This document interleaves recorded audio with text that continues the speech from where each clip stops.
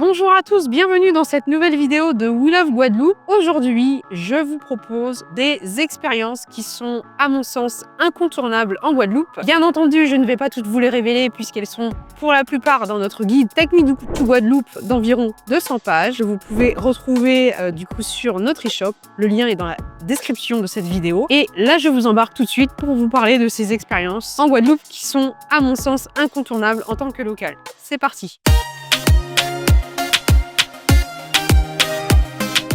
Avant tout, pour venir en Guadeloupe, il faut bien sûr acheter vos billets d'avion. Comme j'en parle sur notre site, prenez-y-vous à l'avance pour les périodes de haute saison. Comme d'habitude, bien entendu, on soutient Air Caraïbes, qui est pour moi la meilleure compagnie pour venir en Guadeloupe. Je vous invite à lire mon parcours sur le site, parce que j'ai travaillé plusieurs années à Air Caraïbes. Commençons par une expérience simple, mais clairement magique. Il s'agit des couchers de soleil, et je dirais même les levées du soleil, même si j'ai une préférence pour les couchers du soleil.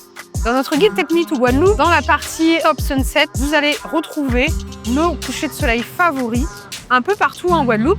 Selon la période de l'année, des fois vous avez des couchers de soleil qui valent le coup au niveau de l'ouest de la Basse-Terre ou d'autres fois dans l'ouest de la Grande-Terre. Nous, on n'est pas très loin par exemple de la plage de Souffleur et je peux vous dire qu'il y a des couchers de soleil qui sont vraiment incroyables et qui valent le coup, même s'il y a les yin-yin, ça vaut le coup de rester les regarder. Donc je vous invite à aller voir nos Top Sunset pour vivre un merveilleux moment avec toutes ces teintes dans le ciel qui vraiment font du bien pour bien terminer la journée. Pour ceux qui me suivent depuis un moment, vous savez qu'il y a une île que j'aime en particulier. En vrai, j'aime toutes nos îles. Mais il y a une île où j'aime retourner, c'est Marie-Galante. Et s'il y a une île que je recommande de faire pour avoir une autre approche de la Guadeloupe, c'est Marie-Galante. Vraiment, vous aurez l'impression de vous arrêter au niveau du temps. C'est vraiment une île qui a un patrimoine très intéressant au niveau historique et qui propose également des activités intéressantes, que ce soit les plages qui paraissent parfois sauvages ou désertes. Vous avez également des distilleries, il y en a plusieurs à visiter. Ce que j'aime bien aussi à Marie-Galante, c'est qu'il y a vraiment des bonnes tables, je trouve, avec beaucoup de plats qui sont frais, préparés avec des produits locaux. Là, par exemple, je pense à une adresse qu'on recommande dans notre guide, notamment dans un des itinéraires que vous devez faire absolument à Marie-Galante. Et cette adresse, c'est Creole Fish. C'est une belle adresse où je vous recommande de vous arrêter si vous allez à Marie-Galante pour manger le midi. Un autre endroit que je vous conseille de faire, juste pour les yeux, c'est la route de la traversée. Elle relie Petit-Bourg à Pointe-Noire. Moi, je l'appelle la route 66 de la Guadeloupe parce qu'elle est vraiment magnifique. C'est une route mythique.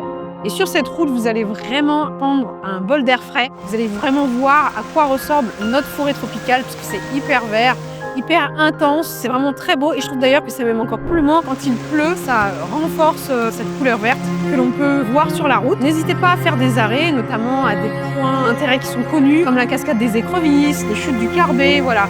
Plein d'autres endroits que vous pouvez retrouver également sur notre site ou notre guide. C'est vraiment une route magnifique, ça demande du temps, donc il faut bien s'organiser pour la traverser, notamment si vous faites des arrêts à certains endroits. Une autre expérience à vivre en Guadeloupe, que vous soyez sportif ou non, ce sont bien sûr les randonnées. On a énormément de sentiers sur toutes les îles sans exception.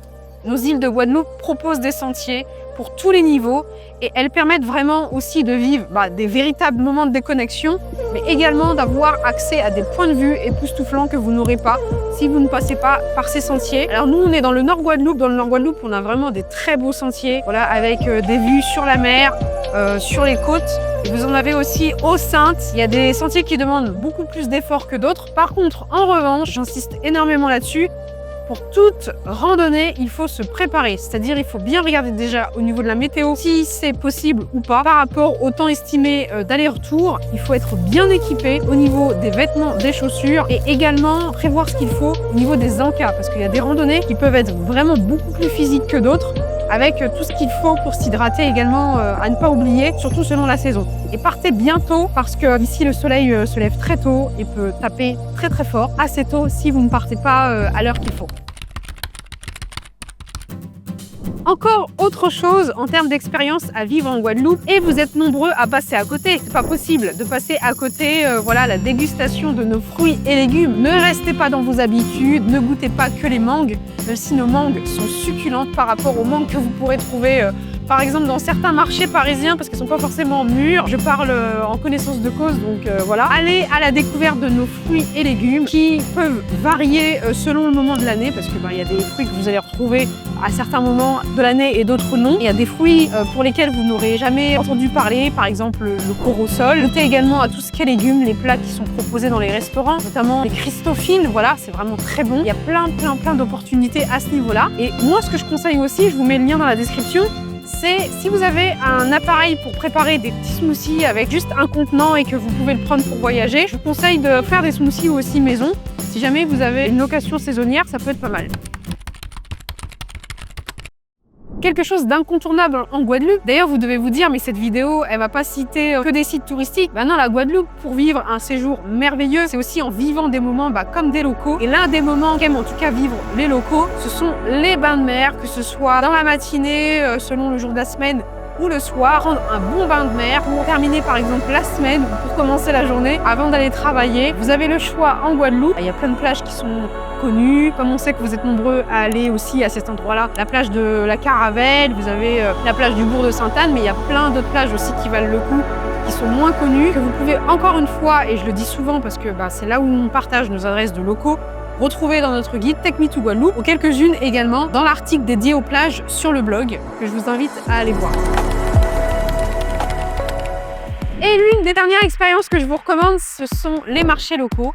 Nous, les locaux, on adore les faire. Par contre, évitez les marchés qui sont pour moi des pièges à touristes, c'est mon avis. Pour certains endroits, notamment le marché de Saint-Antoine de Pointe-à-Pitre, bien encore celui de Sainte-Anne. Honnêtement, je déconseille ces marchés-là. Je pense qu'ils ont besoin de se réinventer. Peut-être des petites exceptions, mais pour y avoir en connecté récemment, je suis moins convaincue de la qualité des stands par rapport à d'autres marchés, notamment il y a le marché de Rivière-Sens, il y a d'autres marchés, voilà. Vous allez trouver des produits artisanaux intéressants. Et vous allez aussi pouvoir échanger avec des agriculteurs locaux qui vont vous expliquer la manière de concevoir leurs produits, soit des confitures, des punchs, plein d'autres choses, des savons, des bougies. Il y a vraiment des marchés comme ça qui sont intéressants. Et d'ailleurs, allez voir aussi dans notre guide Take Me to Guadeloupe où on vous parle de festivals qui viennent d'une année à l'autre, où justement vous pourrez rencontrer beaucoup de ces agriculteurs et artisans locaux qui font des choses intéressantes. Il y a plein d'autres expériences qui sont incontournables en Guadeloupe. Et encore une fois, moi, le but, c'est de vous partager ce qui me parle et pas forcément de faire une liste de ce qu'on trouve partout. En tant que local qui vit dans le Nord Guadeloupe et qui parcourt énormément les routes de nos belles îles dans le cadre de We Love Guadeloupe et aussi pour mettre à jour constamment notre guide Take Me to Guadeloupe, c'est des expériences que je peux vous dire qui sont pour moi fortes et qui vous permettront de vivre des moments, pas forcément comme un simple voyageur, mais en ayant l'impression d'être un local, voilà, de vivre ces moments aussi avec des locaux, et pas simplement que dans des zones touristiques. Je vous dis à très bientôt, et puis si vous avez des questions, n'hésitez pas à nous envoyer un petit mail, à laisser un commentaire, appuyez sur le like pour la vidéo si elle vous a plu. Moi je vous dis à très bientôt, notamment sur Instagram ou TikTok. Prenez soin de vous.